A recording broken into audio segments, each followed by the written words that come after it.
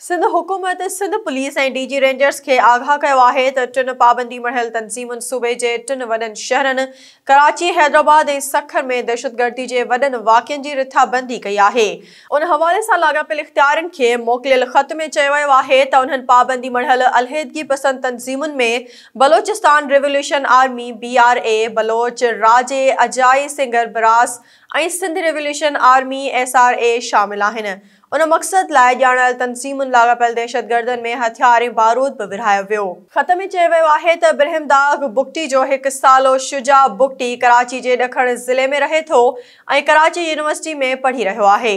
हू intelligence commander जी हैसियत सां पंहिंजी तंज़ीम खे टेक्निकल मालूमात फराहम कंदो आहे। हू कराची यूनिवर्सिटी जे शागिर्दनि खे पंहिंजी पाबंदी मढ़ियल तंज़ीम में शामिल करण ऐं सखर में दहशतगर्दीअ जी कार्रवाइयुनि जो मंसूबो ठाहे रहियो आहे, जंहिं जा हदफ मुक़रर कया विया आहिनि।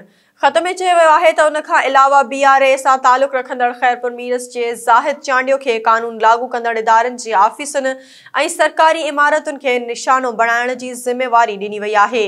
समूरनि कानून लागू कंदड़ इदारनि ऐं दहशतगर्दी जी रोकथाम में हम आहंगी ऐं ताउन लाइ चयो वियो आहे।